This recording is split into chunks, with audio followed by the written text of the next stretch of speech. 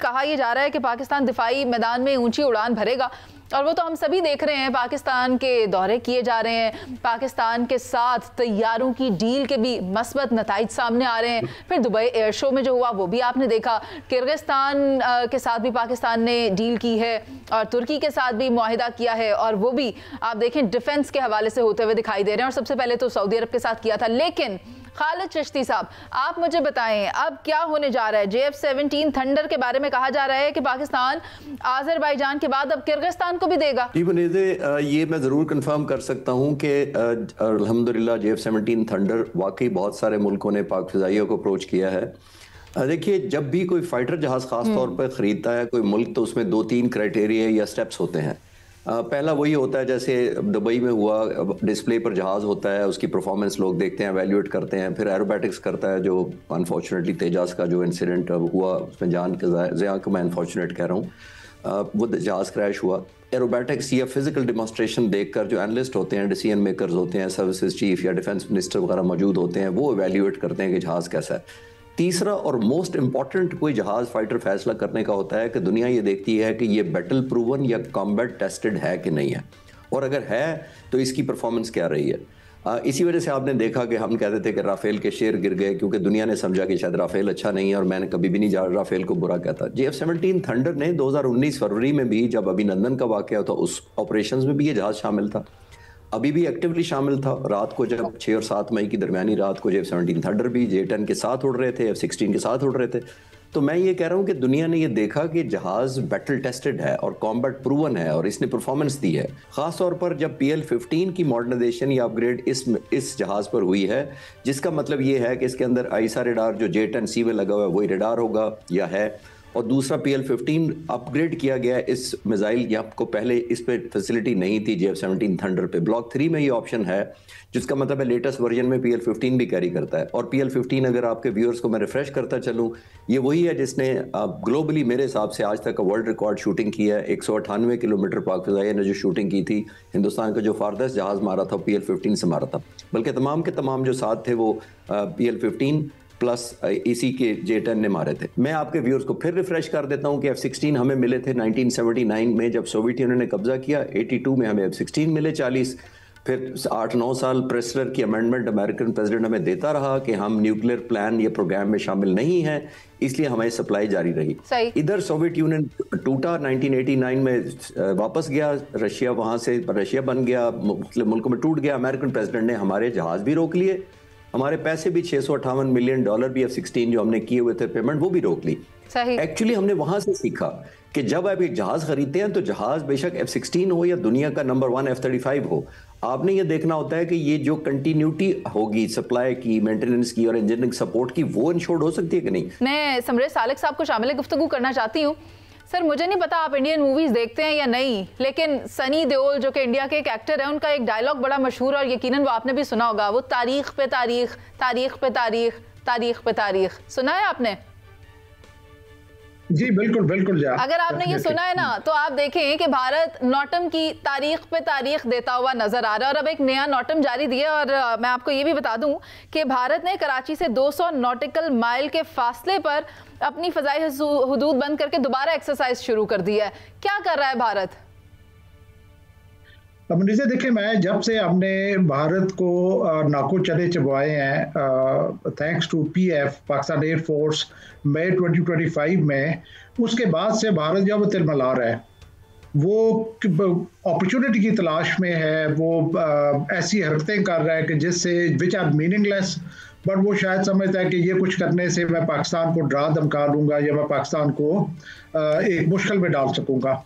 जब मतलब एक तो शुरू में हमने उनको चेकमेट किया कमर्शियल डोमेन में, अब जो इंडिया है उसके सिस्टम में बहुत सारी इनएडिक्वेसीज और जो कमियां वो सामने आई हैं जब उसने एक हमले का रास्ता अडॉप्ट किया पाकिस्तान के खिलाफ। जब वो हो गया तो उसके बाद पाकिस्तान के खिलाफ उसने प्रॉक्सी वॉर को हाइटन किया, टेररिज्म को हाइटन किया। जब हमारे रिसेंटली एक क्लैश हुआ अफगानिस्तान के साथ, तो उस वक्त वो राजस्थान के एरिया में इसी तरीके की एक्सरसाइज के लिए आ गया कि शायद इससे पाकिस्तान घबरा जाएगा और पाकिस्तान के ऊपर डबल प्रेशर डाला जाए। कोई कामयाबी नहीं हुई। वो उस एक्सरसाइज के बाद या उन्हीं दिनों में उन्होंने बिहार के इलेक्शन जीते। लेकिन ये भी वो चीजें हैं जिनको मैं कहता हूँ खसियानी बिल्ली खंबा नोचे, ये इस तरह की कार्रवाइयां हैं। अपने इलाके में वो भागते रहे, इधर से उधर जाएं, इधर से पीछे जाएं, आगे जाएं, लेकिन मुझे कभी ये यकीन है कि वो पाकिस्तान के खिलाफ एक और कार्रवाई करने का चांस नहीं लेंगे, बिकॉज उन्हें पता है कि इस दफा पहले से ज्यादा कहीं सीरियस उनके साथ काम हो सकता है। सो मैं समझता हूँ कि एक उनकी अपनी ऑडियंस के लिए, अपने पॉलिटिकल गेन्स के लिए इस तरह की कार्रवाइयां वो कर रहे हैं, लेकिन कोई बहुत सीरियस इम्प्लीकेशन नहीं है पाकिस्तान के लिए। शहजाद हुसैन भट्ट साहब, आपकी क्या राय है? देखिए मुनीज़, बात यह है, बात बड़ी खूबसूरत अंदाज से खालिद चिश्ती साहब ने अभी जो ड्रोन की बात की है, स्वाम ड्रोन की बात की है, उसको पूरी तफसील से आवाम को आगाह कर दिया है। यही मेन पॉइंट है इस वक्त, जो सस्ती जंग लड़ेगा वो ही जीतेगा। अच्छा, जंग लड़ने के लिए उसको उसकी प्राइस पे करनी पड़ेगी, वो देखना पड़ेगा। आप जरा आप गौर करें ना कि अमेरिका और इस्राइल ने अगर ईरान के साथ झगड़ा किया तो हुआ क्या? ईरान ने 170 ड्रोन और 120 के करीब बैलिस्टिक मिसाइल जो है वो फायर किए। अमेरिका ने $30,000 का ये ड्रोन ईरान का था, इसके मुकाबले शायद 136 मेरा ख्याल है इसका नाम था, इसके मुकाबले में अमेरिका ने उसके ये जो ड्रोन कराए वो $4 मिलियन। अब $4 मिलियन के तो ईरान का अगर कंपैरिजन करूं तो 160 ड्रोन जो है वो आएंगे। अब सस्ती जंग, महंगी जंग ये आ गया है। अब आप अंदाजा खुद लगा लें कि अमेरिका और ईरान की जंग में किसका ज्यादा नुकसान हुआ है, ये आवाम खुद ही फैसला कर ले। बात सिर्फ इतनी सी है कि अब जो दुनिया में मेरी इंफॉर्मेशन के मुताबिक टर्की जो है उसके ड्रोन जो है वो बहुत ऊपर आहिस्ता आहिस्ता जा रहे हैं। और टर्की ने जिस तरह हमारा साथ दिया भारत की जंग में, वो तो सगे भाइयों वाला सलूक किया है ना। तो अगर आने वाला जो इसी तरह दौर है, और अगर हमने टर्की के साथ मिलकर, मेरा ख्याल है हम कर भी रहे हैं और आइंदा दिनों में जो करेंगे, तो ये जो पाकिस्तान में चीज़ बनेगी, ये ड्रोन पाकिस्तान में बनने जा रहे हैं, जो पाकिस्तान की चीज़ होगी। जिस तरह खालिद चिश्ती साहब ने कहा कि जो हमारी चीज़ है वो सस्ती भी है, हमें उस पर एतमाद भी है, और ये चीज़ जब आएगी तो फिर अफगानिस्तान है, भारत है, या कोई भी मुल्क है, अल्लाह के हुक्म से आपको टेंशन वाली बात नहीं है। भट्ट साहब, आप जहां मेड इन पाकिस्तान की बात कर रहे हैं तो क्यों ना फिर से खालिद चिश्ती साहब से अंदर की खबर ले लें। चिश्ती साहब बताइए ना कि आज जरा अवॉइड कर रहे हैं खालिद चिश्ती साहब, उस तरह नहीं हमें खबर दे रहे। लेकिन सर मुझे बताएं, तुर्की पाकिस्तान में कॉम्बैट ड्रोन असेंबली लगाने जा रहा है और कहा जा रहा है कि 5वीं नस्ल के लड़ाका तैयारे कॉन की फैक्ट्री भी इंडोनेशिया, टर्की और सऊदी अरब की मदद से पाकिस्तान में लगने जा रही है। क्या खबर है आपके पास?